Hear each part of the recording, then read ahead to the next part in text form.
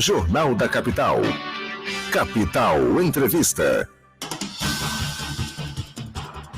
8h08 de volta com o Jornal da Capital, primeira edição. Nós estamos agora aqui com o segundo entrevistado desta manhã de sexta-feira, o deputado estadual Wilson Santos, do PSDB. Antes de começarmos efetivamente a entrevista, deputado, agradecer mais uma vez a vinda do senhor. O senhor já é de casa, a gente gosta muito quando o senhor vem, assim, é claro, como toda a nossa população. Feliz ano novo e seja muito bem-vindo. Obrigado, Ariana. Feliz ano novo a você, a toda a nossa equipe aqui, ao Antero, né? Que o Antero, todo mês de janeiro, no começo, ele some, né? Porque ele faz aniversário ele dia escapa, 3 de janeiro, ele limpa, não quer ficar velho, quer ficar sempre bom. Faz um ótimo 2020 para todo mundo aí, com, primeiro, muita saúde, né? Claro, principalmente. Saúde, trabalho, que aqueles que estão desempregados possam, neste ano, conseguir um local de trabalho para levar o sustento honesto para sua casa, paz, harmonia. É o que a gente deseja a todo mundo. Tá certo. Bom, vamos começar pelo começo. A Assembleia voltou essa semana bombando e desde que a gente voltou ao ar a semana passada, eu tô sempre dizendo assim, começamos 2020 com pautas de 2019 e polêmicas. Eu queria começar primeiro com relação à aprovação do orçamento, com esse déficit aí de 572 milhões, um pouquinho mais, né? Então, é uma receita de 20, pouquinho mais de 20 bi e despesa de 20,9. Queria falar com o senhor em relação a essa aprovação aqui do orçamento, o posicionamento que o senhor teve diante da casa, o que o senhor enxergou aí nessa lua 2020. Orçamento é um assunto difícil da população entender, sim, porque é número em cima de número técnico. A Assembleia realiza as audiências públicas a uma participação mínima da sociedade, mesmo os sindicalistas quase não comparecem. Você faz uma audiência lá, esperando 500 pessoas, vai 10, 15, às vezes 20 pessoas no máximo. E nos países mais desenvolvidos, esse é o momento onde a população mais participa, porque ela quer saber onde é que está o dinheiro dela, onde é que está indo a grana dela. Olha, eu compro 1 quilo de sal, eu pago imposto. Eu abasteço meu carro, eu pago imposto.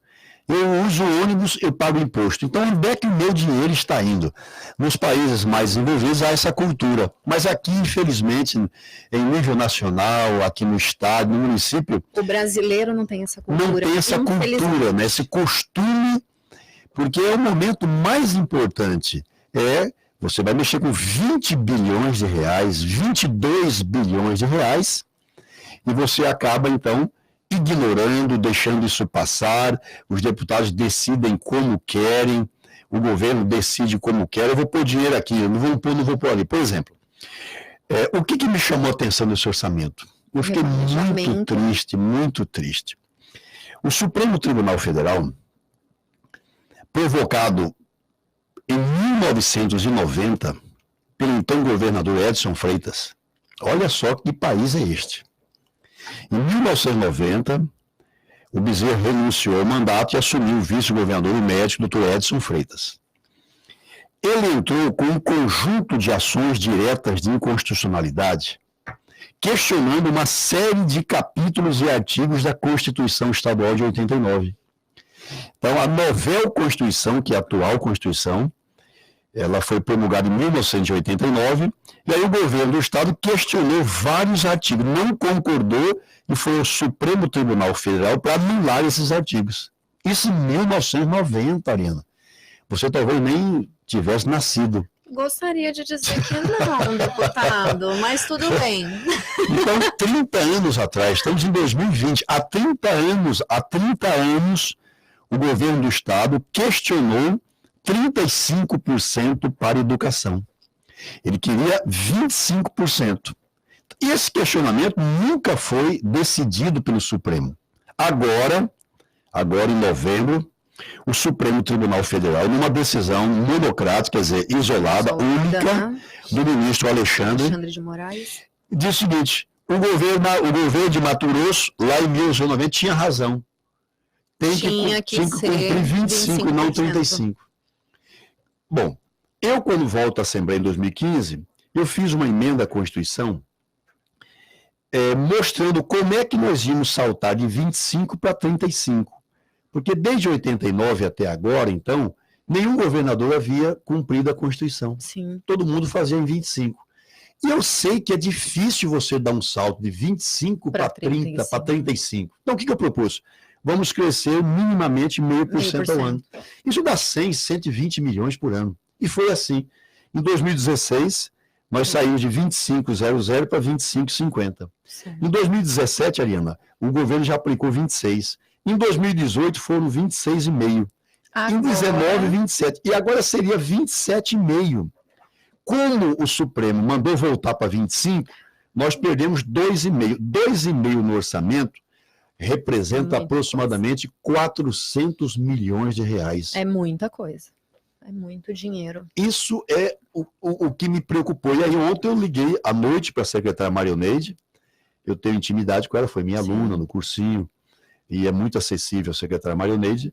Ela falou, Wilson, eu estou preocupadíssima.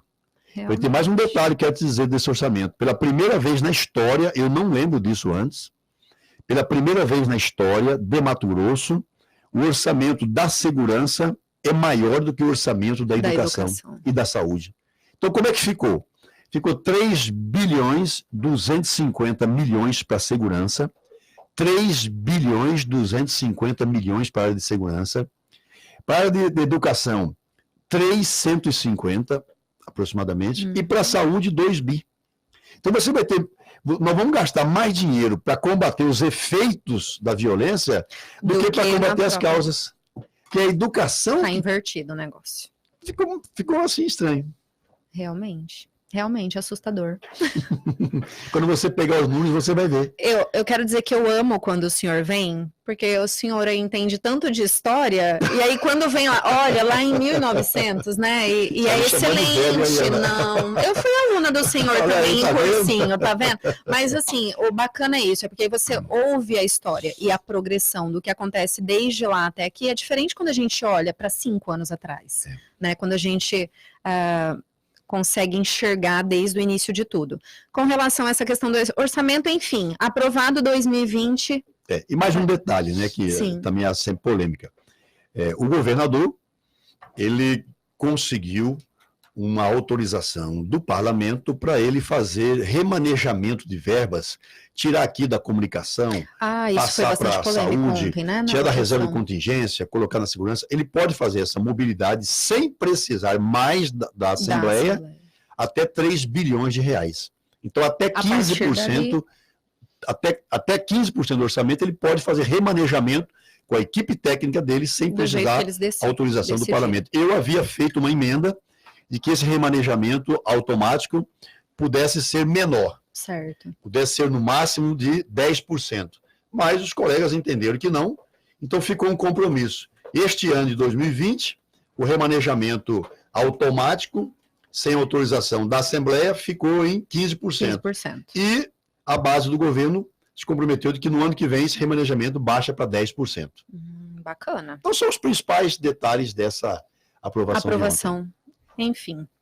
Outro ponto polêmico, podemos mudar? Claro, claro. A reforma da Previdência aí, né? Sim. Que está desde o ano passado em voga. E a grande questão que envolve os aposentados. Ontem à noite, do que eu vi, a princípio até hoje de manhã, somente um dos sites tinha noticiado, havia sido paralisado. Como é que ficou ontem para a segunda votação? Nós vamos votar hoje à noite, né? Uma sessão convocada pelo presidente, hoje a partir das 8 da noite. Nós vamos discutir a reforma da Previdência e votá-la em última instância. Ela já foi aprovada em primeira instância. E o que é que o governador fez? Então a gente vai voltar um pouquinho. Sim. Essa questão da Previdência, ela é muito delicada. Ela é um assunto revestido de muitos privilégios e muitas injustiças. Sim. A partir da década de 90, lá na presidência do presidente Fernando Henrique Cardoso, iniciou-se, então, um enfrentamento a isso. E de lá para cá, todos os presidentes, uns mais e outros menos, fizeram mini-reformas da Previdência. O presidente Fernando Henrique foi aquele que trocou a aposentadoria por tempo de serviço por tempo de contribuição. que você tinha gente que chegava à idade, mas não havia contribuído, Sim. certo? Na gestão do presidente Fernando Henrique, houve uma incorporação de mais de 6 milhões de trabalhadores rurais que nunca contribuíram para a Previdência e que foram aposentados. Uma questão de cunho social, foi seu pai, Grave. foi meu pai, seu avô, nossos avós, nossos bisavós, que vieram da roça, que vieram do campo. O Brasil era um país rural. Até 1950, os anos 50, nós tínhamos 75% da população no campo, na roça, no Cabo da Enxada. Não havia essa contribuição. Então, na gestão do presidente FHC, mais ou menos 6 milhões de trabalhadores rurais ganham a Previdência. Sem nunca ter contribuído. Sem nunca ter contribuído. Não há almoço grátis. Alguém vai pagar. Alguém está pagando. Alguém está pagando. Muito bem. Então ele começa a mexer com isso. Faltou um voto numa votação histórica lá, por um voto não aprovou sua idade mínima. Sim. Aí vem o presidente Lula. O presidente Lula faz 2 mexidas fortes e importantes nesse setor. Primeira, ele passa a cobrar 11% de todos os inativos. Até então, o inativo não pagava. Não contribuía. Tá? Mas na gestão do presidente Lula, através da emenda constitucional número 41 de 2013, então a partir de 2003, emenda 41 de 2003, o inativo, que é o aposentado ou a pensionista, passam a pagar 11% como contribuição previdenciária. Além disso, na gestão do presidente Lula, ele também acaba com a aposentadoria integral. Muito bem. Depois vem a presidente Dilma, faz algumas mexidas, vem o presidente Michel Temer, tenta, mas sequer consegue que a sua proposta fosse debatida, e aí vem o presidente Bolsonaro, certo? O presidente Bolsonaro consegue aquilo que todos os ex-presidentes tentaram e não conseguiram. Sob o ponto de vista histórico, agora eu vou falar com um professor de história. Sim, já é um marco. Porque o marco. Exatamente. O Fernando Henrique tentou, não conseguiu avançar tanto. O Lula avançou em alguns aspectos. Temer não conseguiu nem... A Dilma também avançou. O Temer não conseguiu nem que fosse discutida a sua proposta. E o Bolsonaro, do jeitão dele, falador, enfim, conseguiu o que todos os outros juntos não conseguiram, que foi estabelecer a idade mínima de 65 anos para o homem e 62 para a mulher, e algumas idades diferenciadas para categorias diferentes, como militares, professores, enfim. Aqueles que trabalham em alto índice de insalubridade, alto índice de periculosidade, risco. Então ele conseguiu aquilo que os últimos 4 presidentes, 8 anos de FHC, 8 de Lula, 16, 8 de Dilma com Michel, 20. Em um quarto de século, tentando, não conseguiram passar a idade mínima. Ele em um ano, menos de um ano. Ele em um ano conseguiu. Então, agora, só que ele também foi sagaz, né? Ele não quis esse desgaste sozinho. O que ele fez? Chamou os governadores. Eu preciso das suas bases para aprovar a reforma da Previdência. Os governadores não foram ponta firme com ele. Ele sentiu que fragilizou e falou, é assim? Então é assim, vamos então vou fazer só para o servidor da área da União. Vocês se virem nos seus estados. E agora depois vem os prefeitos. Vocês se virem. Então agora vem a bomba. Já 17 estados fizeram a reforma. Inclusive os estados governados por partidos mais à esquerda, como o PCdoB lá no Maranhão, com Flávio Dino, já fez a reforma. Na Bahia, com Rui Costa também já fez. O Camilo também lá no Ceará, governador do PT, também já fez. Então, e ele estabeleceu o seguinte, se até o dia 31 de julho de 2020, o estado ou município que não fizer adequação, a chamada cola, que não colar na minha reforma nacional, não tem mais autorização para empréstimos, não tem mais assinatura de convênio, então está todo mundo obrigado a ratificar, a chancelar a reforma nacional. Situação muito, muito complicada e muito delicada, e aí a gente viu nós recebemos até na semana passada, né, Luana, que veio o Oscar Lino aqui, nós recebemos o Oscar Lino à tarde, a gente viu que eles estiveram em peso lá na Assembleia, e eu queria que o senhor explicasse com relação a, basicamente, o Oscar Lino sempre fala, é possível escalonar. Eles querem um escalonamento, porque eles olham, e até na ótica de alguns deputados também, a questão dos aposentados vai ser muito penalizada, né? Eu queria que o senhor também, para quem está nos ouvindo, falasse sobre essa discussão dentro da Assembleia. Tá. A lei federal permite o escalonamento. permite que você vá de uma alíquota de 7,5% até 22%. Então, se o governo estadual quiser o escalonamento, é possível. há amparo legal para fazê-lo. E eu aproveitei esse entendimento e fiz uma proposta de emenda, que vai ser votada hoje à noite. Sim. A minha emenda é o seguinte: até 3 salários mínimos e meio, isento. Certo. Continua isento, porque está isento. De 3 salários mínimos e meio até R$ 5.839,45, que é o teto do INSS, 11%. De R$ 5.839,45 até R$ 15.000, 14%. Acima de R$ 15.001, 16%. Então, eu apresentei essa proposta de escalonamento. Ela está apresentada e vai ser apreciada na sessão de hoje à noite, Ariana. Como que os servidores acharam bacana essa proposta do senhor? Acha que é válido ou ainda continua... É aquilo que o Oscar Lino disse, né? Eles sabem, eles têm consciência de que o Estado precisa adequar-se à lei federal previdenciária. Nenhum vai fugir. Não dá para fugir. Pode ser governado por PCdoB, por PP, por PFL, por DEM, por UDN. Vai ter que adequar sob pena de sofrer sanções. E o presidente Bolsonaro, ele fala e realmente acontece, né? Sim. Quem que vai querer perder empréstimo, vai querer perder financiamento, emendas parlamentares? Então, vai gritar, vai berrar, mas todos os governadores e os 5.570 prefeitos deste país, do Oiapoque, que é o Chuí, vão adequar. Ninguém vai ficar fora. Pode escrever isso aí. Sim. Todo mundo vai adequar, porque ninguém quer briga com o governo federal. Ponto. Então, eu apresentei a proposta de escalonamento. Agora, eu sozinho não tenho força para aprová-la. Isso que eu ia perguntar. Nós temos que ter, pelo menos, aí a maioria de votos. Então, essa emenda minha vai ser apreciada hoje à noite. Bacana. Vamos ver cenas dos próximos capítulos. Agora, Ariana, a reforma é necessária. Eu sou defensor da reforma. Eu também. Eu passei pela prefeitura de Cuiabá. Até porque a gente tem que olhar, né, deputado Wilson Santos, a longo prazo. Não adianta você pensar em 5 anos. Você sabia que daqui a 3, no máximo 4 anos, no governo de Mato Grosso vai existir para cada um funcionário na ativa, um aposentado? E com o passar do tempo, os aposentados e pensionistas serão mais do que... E por que tem o déficit? Por que tem? Bom, o que é o déficit? É o seguinte, tudo que o aposentado mais o pensionista contribui, não dá para pagar a folha deles. Isso que é? Aposentado mais pensionista arrecada X.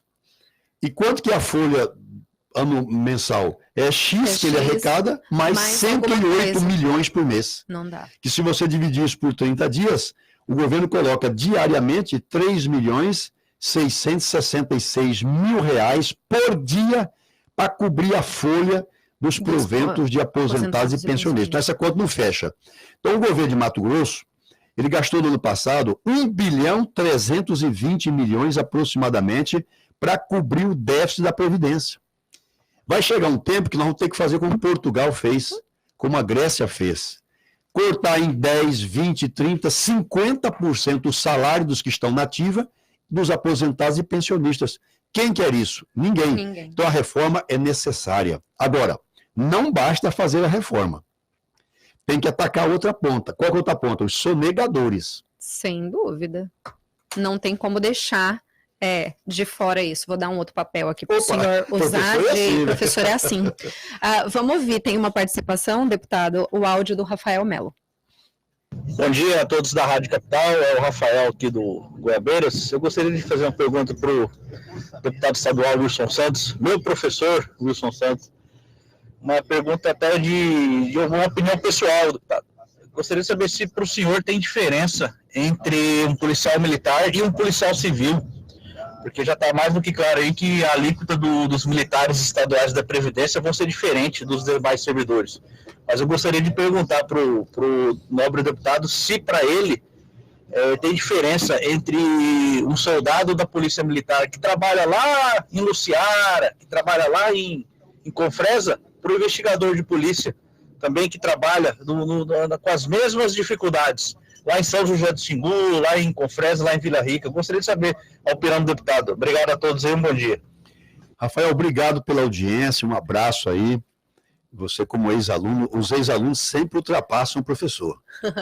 Tá vendo a Ariana aqui, né? É por isso que a humanidade avança. Porque se o aluno nunca ultrapassasse o mestre, nós íamos ficar congelados. Então, quem vem de trás está sempre passando. Então, obrigado pela sua audiência, pela participação. Eu sonho com a unificação das polícias, Rafael. Não dá para ficar com cada... É polícia penal, o outro é polícia civil, o outro é polícia militar, o outro é... A polícia é uma só. Uma unificação. Então, eu penso... E essa tese ela foi muito discutida na década de 1990, de repente desapareceu, não se fala mais na unificação das polícias. Eu defendo uma polícia única, com prerrogativas de cabo a rabo a todos. Então, eu acho que eu tenho colegas aí na Polícia Civil que aposentaram-se porque tomaram um tiro, trocaram um tiro com bandidos na Polícia Federal. Então, eu acho que você tem razão, e o sonho para pôr um ponto final nessa distinção é a unificação das polícias. E aí você tem a legislação previdenciária similar, a legislação trabalhista igual, equipamentos de proteção individual, cada um caracterizado na sua, mas eu defendo uma polícia única no Brasil. Tá certo. Chegou uma pergunta aqui do Hélio, mas eu vou fazer ela um pouquinho mais à frente, porque eu gostaria de perguntar para o deputado, com relação, hoje à noite também, entra a questão do julgamento das contas de exercício do ex-governador Pedro Táxi em 2014, né?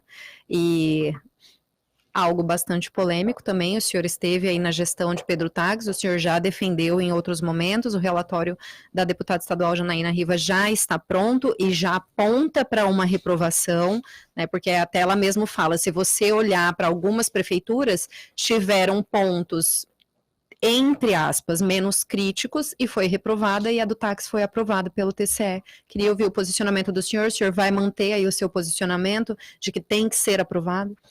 Eu posso só falar um pouquinho antes sobre a reforma da Previdência, porque esse assunto é fantástico, importante, necessário. Eu quero dizer que eu votei, eu sou um dos 14 votos que votei pela reforma da Previdência. A favor, sim. Votei a favor, não por conveniência, mas por convicção.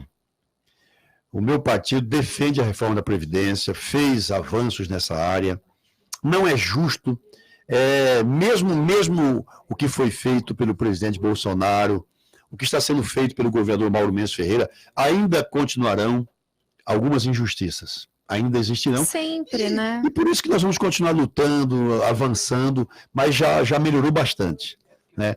Por exemplo, você tem aqui na sociedade civil a sua diarista. Você deixa a sua filha ali, ela vai limpar a sua casa uma vez por semana, ela paga INSS. Ela ganhará seus R$80 por diário, 100 ou mais. Se ela não se virar e pagar, e às vezes paga dobrado, porque não tem patrão, é autônomo. Eu tenho 2 funcionários na minha chácara. Os 2 com carteira registrada. Um ganha R$2.000, outro ganha R$1.400. Os 2 pagam INSS. Aqui fora, a coisa é mais dura. Sim. Desde um salário mínimo já está pagando, quer nem saber. Vocês estão aqui na rádio, estão pagando INSS. Todo mundo paga a sua previdência. Então, isso é algo que vai ser corrigido mais à frente. Não foi possível ainda chegar nesse ponto. Mas vai ter que ser. Qual que é a proposta do governo do Mauro Mendes Ferreira? Todos que ganham acima de um salário mínimo passarão a pagar. A Assembleia está encontrando um meio termo, o governador já aceitou elevar para 2, então quem ganha até 2 salários, que agora é o quê? 1.030 aí? 1.039, né? Eu sei que é 1.030 alguma coisa, não sei exato, mas é isso. Quem ganha até R$2.080, quem ganha até R$2.000 vai ficar isento, mas aqui na iniciativa privada, aqui na área particular, quem ganha um salário mínimo já está pagando INSS, tem conversa não.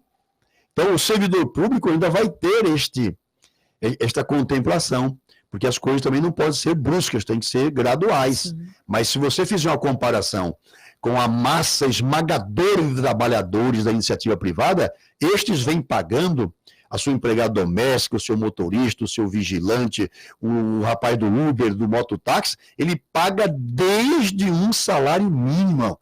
A União não quer nem saber, cobra dele. O servidor já tem em Mato Grosso o sinal do governador de que quem ganha até 2 salários mínimos continuará isento. Ainda temos algumas horas.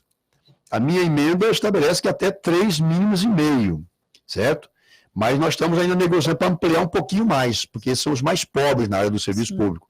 Mas eu não tenho dúvida que mais à frente, daqui a alguns anos, daqui mais um tempo, Ariana, você não tenha dúvida que a tendência é igualar ao trabalhador da iniciativa privada. Todo mundo passar a pagar a sua previdência. Porque a gente sabe que mesmo aprovando agora, não adianta, daqui mais uns anos a gente vai ter que discutir de novo, vai ter que mexer de novo, Exatamente, vai ter que mexer. Quem sabe você lá, nossa senadora, você nossa... Acredito que não, viu, deputado Wilson Santos? Política não. Gente nova aí. Eu, Ariana, eu posso falar um pouquinho disso até com uma certa autoridade histórica, porque eu abri mão de aposentar-me como político. Sim. Eu contribuo para o INSS. Eu estou no regime geral como qualquer brasileiro. Tá certo. E eu, quando completei 33 anos, terminei meu primeiro mandato como deputado estadual, eu poderia ter requerido a minha pensão de R$ 25.300 por mês. Hoje eu tenho 58 anos. Quer dizer, eu poderia ter colocado no bolso durante 25 anos, até o fim da minha vida, uma pensão integral de R$ 25.300. Eu abri mão disto e eu vim para o regime geral. Então eu posso falar um pouquinho, porque eu não estou discursando, isso, né? Eu fiz isso. Eu não sou pensionista do FAP, eu não me aposentei como prefeito de Cuiabá, não me aposentei como vereador, não me aposentei como deputado federal, não me aposentei, não usufruí de um direito legal que eu tinha, porque eu achava que não era moral. Sim. Era legal. Mas não. Até que os meus colegas todos pegaram, mas não era moral. Foram poucos que passaram pelo parlamento estadual que abriram mão. É o meu caso, da Séries Lecharenko, da Zilda, do Antônio Joaquim, e mais um ou outro. Mas porque 99% tá tudo aí, né, há anos. Não abriu mão desse privilégio. Tá certo. É um privilégio amparado pela lei, mas é um privilégio. Então, eu não aceitei e vou aposentar-me um dia pelo regime geral como qualquer trabalhador desse país. Assim, e olha que eu já trabalho há 49 anos, que eu comecei a vender bolo, vender jornais, lavar carro em Cuiabá, eu tinha 9 anos de idade. E agora eu tenho 58, então eu trabalho há 49 anos. E não quero parar tão cedo, porque eu estou queimando gasolina azul. Domingo eu estou nas ruas correndo a corrida em Reis. Oh, nossa, pela nona vez. Cheio de vida. Pela nona vez. Então estou queimando gasolina azul. Mas não aceitei o privilégio de uma aposentadoria gorda, das tetas gordas do Estado. Abri mão e estou no regime geral como qualquer trabalhador. Tá certo. Contas de táxi, hoje, que serão lá, vai ter a votação? Hoje nós vamos votar as contas do exercício 2018. Certo. As 3 primeiras já foram votadas e aprovadas. Certo. Essas contas receberam o parecer favorável do Ministério Público e foram aprovadas por 7-0 no plenário. Tem algumas ressalvas? Tem várias ressalvas. Muitas. Mas nada gravíssimo, porque o Tribunal de Contas e o Ministério Público entenderam que o governo pelo táxi aconteceu num período de crise econômico gravíssima para o Estado, para o país. Então, o Ministério Público deu parecer pela aprovação e os 7 conselheiros em plenário votaram a favor. Lá na Assembleia, essa matéria passou pela Comissão de Fiscalização, teve 2 votos, da deputada Janaína e de um outro colega, o deputado Romualdo. Foram 2 votos, de um total de 5 votantes, 2 votaram a favor e 1 votou contra, um outro deputado absteve da votação e o outro faltou à votação. Então, de 5 votos da comissão, 2 votos contra 1. Eu acredito que a tendência do plenário hoje à noite é acompanhar o parecer do Ministério Público e acompanhar também o parecer do plenário do Tribunal de Contas do Estado. Então, a tendência é que essas contas sejam aprovadas. O senhor acredita que vai ser aprovado? Eu acredito que vai ser aprovado, e até com uma certa folga. Será? Não vai ser uma votação muito empate técnico, não. Não vai ser, não. Vai ser aprovado com uma folga. Os deputados estudaram o processo, tiveram tempo. Essa matéria está na casa há mais de 8 meses. Tem conhecimento, ouviram conselheiros. E o clima que eu estou sentindo lá é que vai ser aprovado com uma certa folga. Como foram aprovadas nos anos anteriores, 2015, 2016 e 2017. Tem um áudio aí de um ouvinte, o Robinho, vamos ouvir. Bom dia, deputado. O senhor acabou de falar que abriu mão da pensão aí, da aposentadoria. Bom dia, Robinho. Como deputado, eu queria que o senhor se pudesse resumir para a gente que não entende muito, como que funciona. São 4 anos para qualquer cargo eletivo, tanto legislativo como executivo. Como que funciona de presidente a prefeito, e todos têm o direito após um mandato, né, no caso. Tá bom? Bom dia, Robinho do bairro Santa Terezinha, em Cuiabá. Robinho, obrigado aí por você, um feliz ano novo, cara. Obrigado pela participação. Bom, as leis mudam com os tempos. Em 1978, então, foi criado o chamado Fundo de Assistência Parlamentar. Na verdade, é para aposentar deputados estaduais, certo? Então, com um mandato de 4 anos, você descontando à época 8% para esse fundo, você podia descontar até o triplo, porque exigia-se 12 anos de contribuição a 8%. Você podia fazer 6 anos de contribuição a 16%, ou 4 anos a 24%, desde que você atingisse. Então, eu quero aposentar em 12 anos, você tem certeza que vai ser reeleito, é uma coisa. Eu quero aposentar em 8 ou em 4. Então, quem queria aposentar em 4, ao invés de descontar 8%, descontava 8 vezes 3, 24%. Depois de 48 contribuições de 24%, ele ficaria até o fim da sua vida. Mesmo que ele vivesse 180 anos, 930 anos, como viveu Adão. Né? A Bíblia diz que Adão morreu com 930 anos. O Estado teria que fazer esse pagamento. Eu entrei justamente nesse momento. Eu tomei posse em fevereiro de 91. E eu poderia ter optado por isso. Não, o que eu fiz? Eu fui à imprensa e denunciei esse fundo de privilégios. Não satisfeito, eu fui ao Supremo Tribunal Federal, à época eu estava no PDT, eu consegui uma assinatura do presidente nacional do PDT, Leonel Brizola, e eu entrei no Supremo Tribunal Federal com uma DIN questionando este fundo, que na minha concepção era de privilégios. O que é que o Supremo decidiu? Que o fundo tinha amparo legal. Foi um tapa na minha cara e da sociedade. O Supremo Tribunal Federal, em 1991, foi provocado por mim, através do PDT Nacional, à época presidia pelo Brizola, e depois de uma análise, ele disse que o fundo era plenamente legal e podia continuar.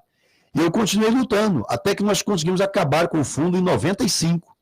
Mas depois a nova turma de deputados que entrou, fez a chamada repristinação.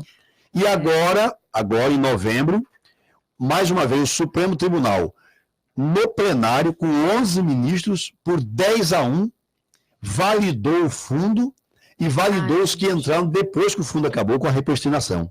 Então, a Suprema Corte do país, ela respalda esse fundo. Então, há legalidade. Agora, eu, cá com os meus botões, nunca aceitei isso e nunca mergulhei nisto. Então, eu, como você, Robinho, como a Ariana e todos nós continuamos contribuindo para o INSS e, se Deus quiser, mais à frente estaremos aí aposentando no chamado Fundo Geral dos Trabalhadores, né, Ariana? Vamos se ver nos Eu tô rindo, mas é o que a gente espera. Vamos cuidar da nossa aposentadoria particular também. É isso aí. Eu também não tenho essa. Eu não tenho. Vamos investir, gente. Vamos aprender a investir.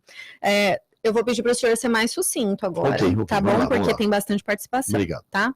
Vamos lá. Bom dia, deputado estadual e historiador Wilson Santos. Na sua gestão, foi feita a restauração da Praça 8 de Abril, 2008. Olha, que ele sabe de história aqui também. Resgatando a cultura cuiabana. 1. A escultura denominada Árvores de Todos os Povos, saudoso poeta Vladimir Dias Pino. Essa escultura foi substituída por pedra caindo água. Ele está falando das ações agora na Prefeitura de Cuiabá. Segundo, o busto do senador Filinto Miller foi retirado a placa de bronze, homenagem no Senado Federal nos anos 80, autoria do seu sobrinho, senador Gastão Miller. Foi instalado um aparelho de ginástica, porém, nessa praça cultural.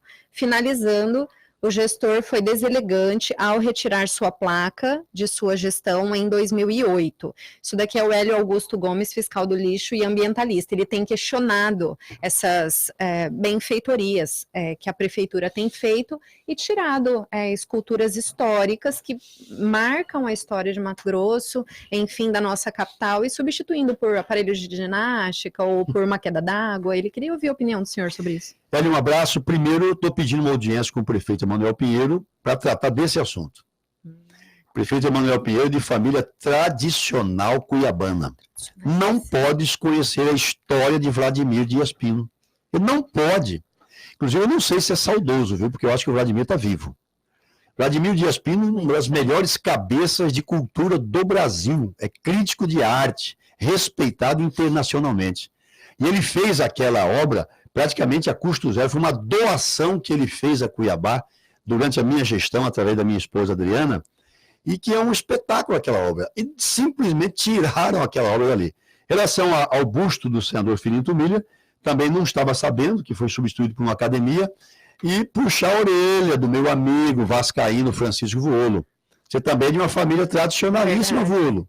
Você é secretário de Cultura, como é que você aceita tirar o busto do Filinto Milha e desaparecer com uma das mais impactantes obras de artes de Vladimir Dias Pino? Então, eu estou pedindo uma audiência ao prefeito para ver se a gente consegue recolocar isso. Antes de brigar, vamos lá tentar contemporizar e trazer de volta esses dois objetos de arte que representam o passado e a história de Cuiabá. Tá certo. Próximo aqui. O senhor brincou aí no ar. Bom dia, Ariana e Wilson. Ótima sexta-feira a vocês. A Ariana teria meu voto. Eu sei que seria uma ótima pessoa na política. Tá vendo? Não, dona Adriane, um abraço para a senhora. Não, eu passo. Bom dia. Cadê? Bom dia, Capital FM. Um bom dia especial ao meu deputado Wilson Santos, felicidade para você, Deus continue iluminando sua inteligência e sabedoria politicamente falando. Sou sua eleitora e serei sempre. Abraços, Valdinete, do bairro Antônio Dias. Opa! Mandando um abraço para legal, Valdinete, para você também, viu? Um grande ano aí, viu? Muita paz, saúde, felicidade. Bom dia, pessoal do Jornal da Capital. Bom dia, deputado. Gostaria de saber a opinião do senhor sobre a situação dos servidores públicos. Não receberam reajuste, não receberam RGA, o que significa uma diminuição óbvia do poder de compra, já que a inflação comeu aí parte de sua renda. Agora, além disso, há a possibilidade de aumento da alíquota de 11% para 14%. Na prática, significa que o servidor, além de não ter o seu salário reajustado, ele ainda vai receber menos. Qual a sugestão do senhor para os servidores continuarem a pagar suas contas, recebendo cada vez menos? Muito obrigada e bom dia. Deixa eu ver, Sandro Fuloni. Sandro, é constitucional a reposição nos últimos anos, nas últimas décadas, em Mato Grosso, isso tem acontecido. Os profissionais da educação, inclusive, com a lei complementar 510, e nós vamos continuar na Assembleia cobrando o pagamento dos direitos dos servidores. Nós vamos continuar cobrando, votando. Você sabe que eu votei recentemente a favor da RGA. Na gestão anterior, todas foram pagas, exceto um resíduozinho no final de 2018, mas é um direito amparado pela Constituição, e com a melhora do quadro econômico-financeiro, nós vamos apertar ainda mais para que agora, em maio, essa reposição possa ser feita. Certo. Cadê? Daniel Fernandes. Servidores estaduais estão reclamando demais. Os federais não têm reajustes há 3 anos e tiveram a alíquota aumentada e continuam pagando as contas. Tá aí o posicionamento do Daniel.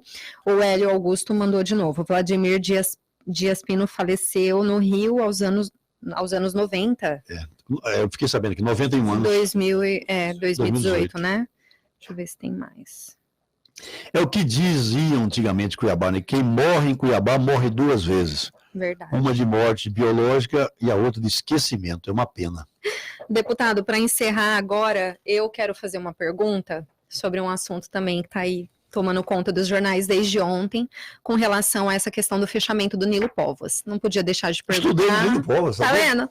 De 72 a 75, estudei lá, com Pedro Piloni, diretor, Nivalda, coordenadora, Ademir Salles, Enio Boi. Eu queria ouvir assim, o que o senhor pensa com isso. A gente sabe que está tudo muito dividido. Uns falam assim, olha, a SEDUC está estudando, vamos olhar para a realidade, 2020, tem que se pensar em custos, em gastos, blá, blá, blá. Outros já olham muito assim, não, mas está muito saudosismo, o povo está levando para a emoção, porque eu estudei. Qual que é o posicionamento do senhor? Esse assunto está em voga há mais de ano. Eu conversei com a Marioneide várias vezes, conversei com o governador Pedro Tax à época, com o governador Mauro Mendes Ferreira. Essa é a roda da vida.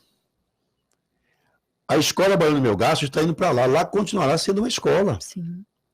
Lá não vai ser derrubado para fazer estádio, para fazer praça de carnaval, não.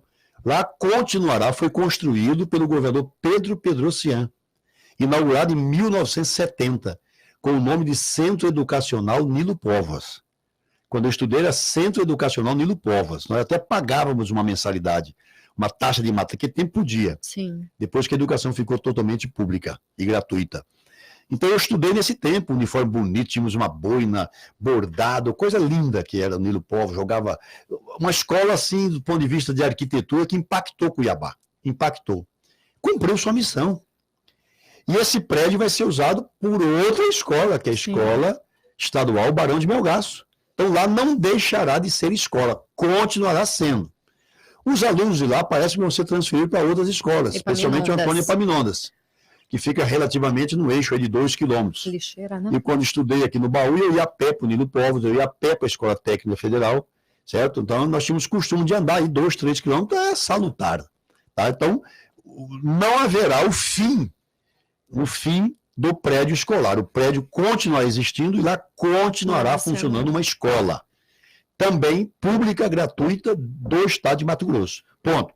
Agora, nós temos que ter carinho com esses 130, 140 alunos. Se for necessário colocar, quem sabe, um transporte, quem sabe eles possam chegar no Nilo Povas ali e dali serem deslocados por um transporte concedido pela SEDUC, outras formas de levar. A verdade é que o centro ele vai se alargando e as escolas vão ficando mais necessárias nos bairros. Sim. Né? Por que não fecha isso? Já fechou José Estevão no Baú. Fechou. O Leovegil de Melo, eu lembro dele, era na Comandante Costa. Há décadas ele está no CPA 3. Gustavo Kuhlmann. Então, é natural que com o movimento da cidade, os prédios públicos vão se movimentando. Os cemitérios vão se distanciando, o aterro sanitário vai distanciando, a população mora nos bairros, então você tem que colocar a escola nos bairros. E ali o bairro Bandeirantes acabou virando um grande centro.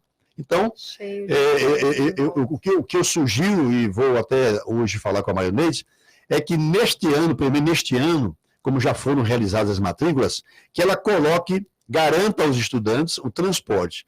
Eles vêm até o Nilo Povas, quem quiser, e dali a SEDUC garante por esse ano o transporte até Antônio Epaminondas. Até esse processo de adaptação. Nós temos que ser pragmáticos, práticos. Isso acontece, é natural. Faz parte. Você nasceu aqui no Grande Terceiro, você nasceu no Porto, hoje já está no CPA, está no Tijucal, está no condomínio, mudou para um prédio. É natural essa mobilidade. Quando eu cheguei em Cuiabá em 65, Cuiabá tinha 70, 80 mil habitantes. Hoje tem 612 mil habitantes. Não existia Tijucal, Pé 90, CPA, não existia nada disso. Alphaville, não sei o quê, nada disso. Cuiabá acabava no Baú, encerrava no Porto. Ali no INSS, Chopão era o fim do mundo, quartel era o fim do mundo. Hoje está tudo dentro do perímetro urbano. Então, é natural essa movimentação da cidade. Agora, o que não pode é o Estado virar as costas para esses 140 alunos. Certo? Tem que ter um transporte que garanta, pelo menos este ano, o deslocamento até o novo endereço. Tá certo, então. 8h52, eu entrevistei aqui o deputado estadual Wilson Santos, do PSDB. Agradecer a vinda do senhor mais uma vez até aqui. Desejar um feliz ano novo. E aí, agora que o senhor vai para suas considerações finais e agradecer, PSDB 2020, o que o senhor tem a nos dizer, articulação? O PSDB governou Cuiabá em vários momentos, né? Sob a liderança do Dante Oliveira. Dante governou Cuiabá em 2 gestões, depois o Roberto França em 2 gestões e eu também. Eu sempre digo que o PSDB é o partido que mais tem realizações em favor de Cuiabá. Os parques ambientais, Massairo Camura, Zé Bolo Flor, Mãe Bonifácia, feitos por gestões do PSDB. Importantes policlínicas como a do Planalto, a do Cospó, aqui a do Verdão, a do Pé 90, a do Osmar Cabral, todas feitas por gestões do PSDB. Importantes avenidas como a duplicação da Miguel Sutil, a duplicação da República do Líbano, a construção da Avenida Vicente Vuolo, a construção da Avenida das Torres, todas feitas pelo PSDB. A restauração da Avenida Beira Rio, pelo PSDB. De 70 equipes do PSF, as gestões do PSDB criaram 65 equipes do Programa Saúde da Família, PSDB. Então, o PSDB tem muito serviço prestado a Cuiabá. Além disso, tem bons quadros. E, nesse momento, o empresário Luiz Carlos Nigro, filho do Leopoldo e da dona Lurdinha, colocou-se à disposição, ele é um dos donos da rede de hotéis Mato Grosso, Paiaguás, colocou-se à disposição para disputar as eleições para a Prefeitura de Cuiabá pelo nosso partido. Então, nós temos hoje um pré-candidato, que é o Luiz Carlos Nigro, que vem a ser primo de sangue do ex-governador Dante Oliveira. Sim. É um menino muito, muito inteligente, trabalhador, já esteve com sucesso na iniciativa privada, Ariana, e também já passou pelo governo, foi secretário de turismo. Então é o nosso nome novo, sangue novo, mas ao mesmo tempo que é novo, conjuga também experiência de sucesso na área hoteleira, na área do turismo, como também gestor. Então nós temos um pré-candidato, que é o empresário Luiz Carlos Negro. E rapidamente, e agora sim, para encerrar, alguma conversa com relação à eleição suplementar, vaga de Selma, alguma movimentação no PSDB? Sim, tem. O PSDB trabalha um nome para disputar as eleições ao Senado. Não temos. Está entre... quem demonstrou até agora, só teve um que demonstrou interesse, que é o ex-deputado Nilson Leitão. Certo. O Nilson Leitão já apresentou-se ao partido, comunicou ao partido oficialmente ele tem interesse aí de que ele tem interesse, novamente, confirmando as eleições, ele tem interesse em colocar o nome dele para disputar o Senado. É o ex-deputado federal Nilson Leitão. Tá certo, então. 8h55, nós vamos fazer o intervalo, o último intervalo desse Jornal da Capital dessa sexta-feira. A gente volta já.